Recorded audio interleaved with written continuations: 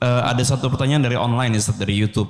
Dari Muhammad Praditya Romansyah. Bismillah, jazakallah khair Ustaz.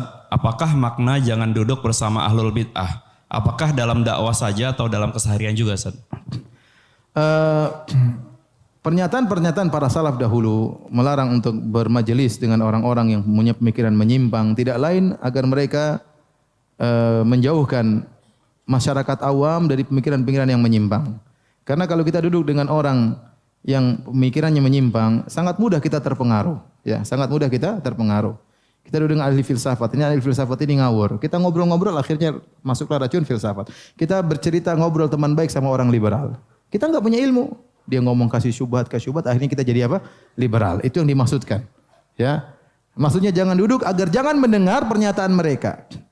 Ya, di antaranya kita buka-buka misalnya ceramah orang-orang liberal, ya enggak boleh. Ya.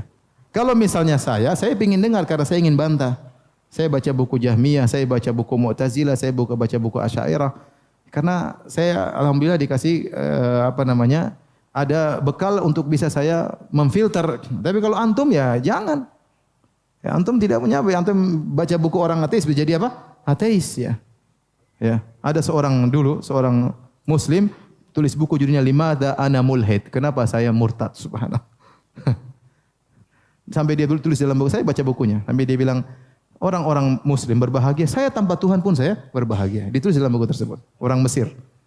Kemudian akhirnya dia mati bunuh diri. Dia mati bunuh diri. Ya. Oleh karenanya, maksud saya, itu maksud perkataan para salaf, kita menjauhi untuk mendengar orang-orang yang pemikirannya menyimpang.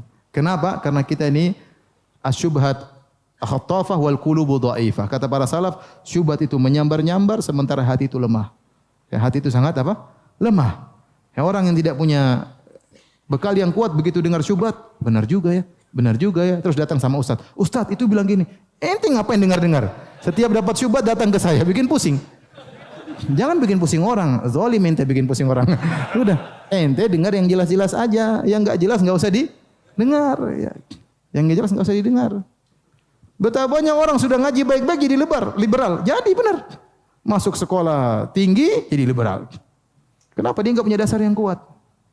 Oh ya benar juga, benar ya jadi liberal. Benar juga ateis. Seperti itu. Itulah maksud perkataan para salaf, bukan dalam masalah perdagangan. Jangankan sama orang yang menyimpang, sama orang kafir pun kita boleh berdagang. Enggak ada masalah, paham? Oleh karenanya maksudnya jangan dengar pembicaraan mereka tentang agama karena hati kita ini apa? Lemah. Kita mudah terpengaruh kalau tidak punya landasan yang kuat. Wallahu a'lam bishawab.